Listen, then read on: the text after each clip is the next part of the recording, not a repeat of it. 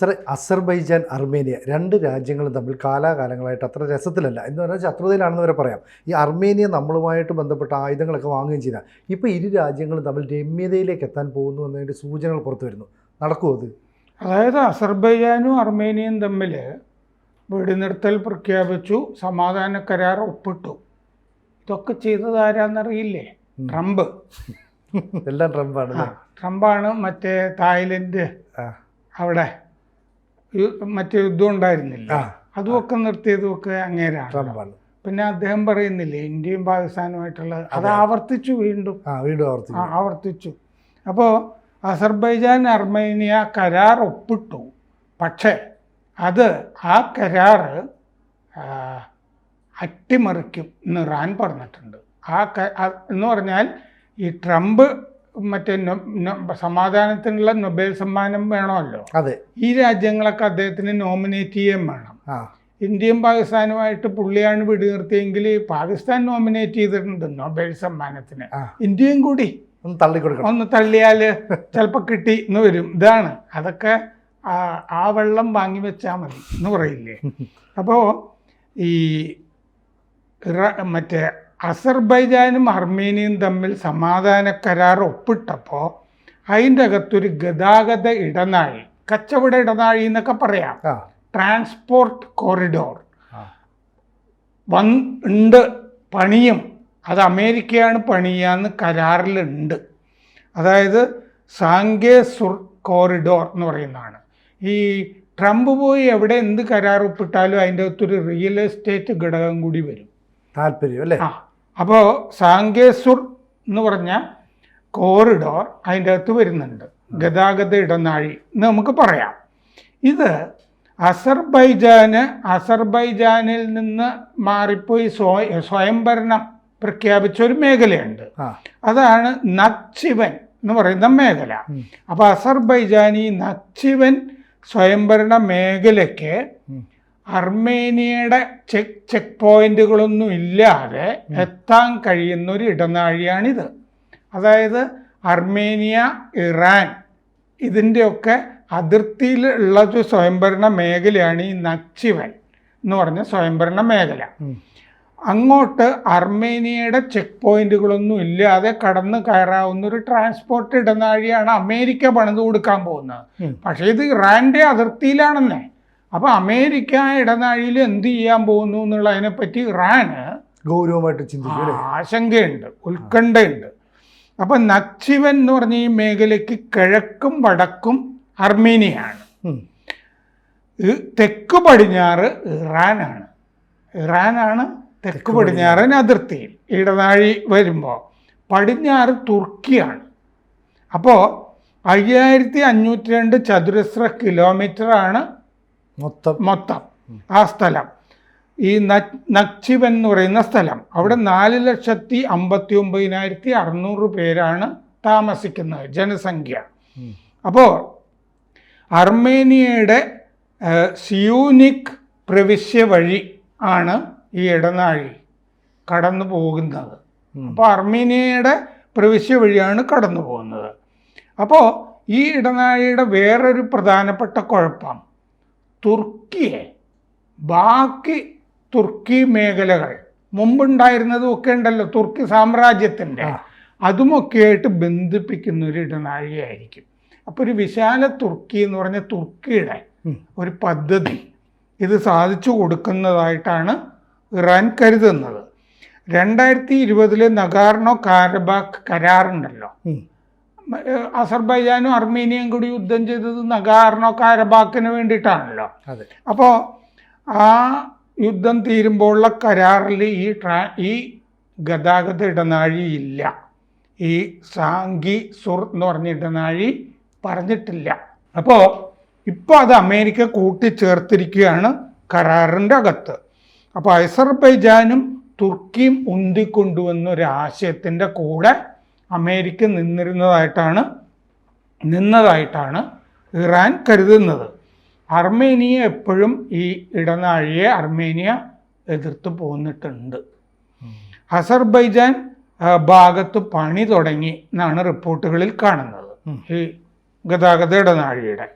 Soviet union ഉണ്ടായിരുന്ന കാലത്ത് Azerbaijan ഈ നക്ചിവൻ മേഖലയിലേക്ക് ഒരു റെയിൽ ലൈൻ ഉണ്ടായിരുന്നു.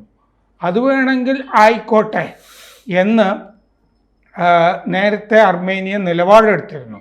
ആ റെയിൽ ലൈൻ നമുക്ക് വീണ്ടും പുനരുദ്ധരിക്കാം എന്ന് പറഞ്ഞിരുന്നതാണ്.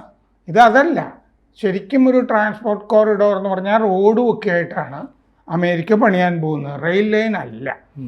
അപ്പോൾ ഇത് തുർക്കിയുടെ എക്സ്പാൻഷനിസം അതിനെ സഹായിക്കുന്ന ഒരു നീക്കമാണിത്. എക്സ്പാൻഷൻസ് എന്ന് പറഞ്ഞാൽ വികസിപ്പിക്കൽ തുർക്കിയുടെ. അത് ഇറാൻ തടയും എന്ന് ഗമനയുടെ ഉപദേഷ്ടാവ് അലി അക്ബർ വെലായത്തി ഇന്നലെ പ്രഖ്യാപിച്ചു. അപ്പോൾ ഈ മേഖലയുടെ സുരക്ഷിതത്വത്തിന് ഈ അമേരിക്കൻ പദ്ധതി ഭീഷണിയാണ്. തെക്കൻ കോക്കസസിൽ അമേരിക്ക പ്രവേശിക്കേണ്ടതില്ല. അപ്പോൾ തെക്കൻ കോക്കസസ് മേഖലയാണിത്.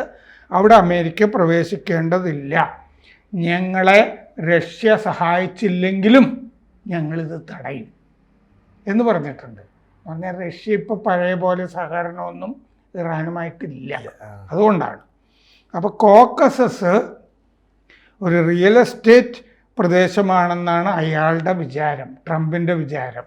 ഈ വെലായത്തി പറയുക ട്രംപിൻ്റെ വിചാരം എന്ന്. തസ്നീം എന്ന് പറഞ്ഞാൽ അവിടെ അർദ്ധ ഔദ്യോഗിക വാർത്താ മാധ്യമമുണ്ടല്ലോ, തസ്നീം ന്യൂസുമായിട്ടുള്ള അഭിമുഖത്തിലാണ് പറഞ്ഞത്. അപ്പോൾ ഈ ഇടനാഴി വെള്ളിയാഴ്ച ഒപ്പിട്ട കരാറിലുണ്ട്. ട്രംപിൻ്റെ കൂലിപ്പട്ടാളത്തിന് ഇതൊരു ഗേറ്റ് വേ ആവില്ല. ഇറാൻ പറഞ്ഞു ഇത് ശ്മശാനമായിരിക്കും, ട്രംപിൻ്റെ ശ്മശാനമായിരിക്കും എന്ന് ഇറാൻ പറഞ്ഞു. അർമേനിയക്ക് ഇതൊരു ആപ്പും ആയിരിക്കും. ഈ റൂട്ട് അമേരിക്ക വികസിപ്പിക്കുന്നതാണ് കരാറിൽ പറഞ്ഞിരിക്കുന്നത്. അപ്പോൾ അതിൽ പറഞ്ഞിരിക്കുന്നത് എന്താ അറിയോ കരാറിൽ? Trump route for international peace and prosperity. രാജ്യാന്തര ഐശ്വര്യത്തിനും സമാധാനത്തിനുമുള്ള ട്രംപ് ഇടനാഴി. ഇടനാഴിയുടെ പേരും ട്രംപ് ഇടനാഴി എന്നാണ്. അപ്പോൾ എനർജി എക്സ്പോർട്സ് ഒക്കെ ഇതുവഴിയായിരിക്കുന്നു എന്ന് പറഞ്ഞാൽ എണ്ണ തുടങ്ങിയ ചരക്ക് ഗതാഗതങ്ങളും ഒക്കെ ആ വഴിയായിരിക്കും. 2023 ഈ മേഖല അസർബൈജാന് കൊടുക്കാനായിട്ട് റഷ്യ മധ്യസ്ഥത വഹിച്ചതാണ്. അന്ന് ആ മധ്യസ്ഥത വിജയിച്ചില്ല. അപ്പോൾ ഈ പ്രദേശം അസർബൈജാന് അന്ന് കിട്ടിയിട്ടില്ല. ഇപ്പോൾ സൂത്രത്തിൽ ഈ മേഖല കൊടുക്കാനുള്ള ശ്രമമാണ് അമേരിക്ക നടത്തുന്നത്. ഇത് വെച്ച് പൊറുപ്പിക്കില്ല എന്ന് ഇറാൻ പറഞ്ഞിട്ടുണ്ട്. അപ്പോൾ ഇറാൻ അവിടെ ഇടപെടുന്നതോടുകൂടി ഇപ്പോൾ ഒപ്പിട്ടിരിക്കുന്ന ഈ അസർബൈജാൻ അർമേനിയ സമാധാന കരാർ വെള്ളത്തിൽ വരച്ച വരയായി മാറും. ശരിക്കും പറഞ്ഞാൽ ഈ തുർക്കിക്ക് ചില താല്പര്യങ്ങൾ അവിടെ ഉണ്ടല്ലോ. ഈ തുർക്കിയും പാകിസ്ഥാനും ഒക്കെ തന്നെ അസർബൈജാനെ സഹായിക്കുന്ന ഒരു നിലപാടല്ലേ? അങ്ങനെയാണെങ്കിൽ ഈ അർമേനിയയുമായിട്ട് അങ്ങനെ ഒരു ബന്ധം വേണ്ടാന്ന് ഈ രാജ്യങ്ങൾക്ക് ഒരു താല്പര്യം ഉണ്ടാവില്ലേ?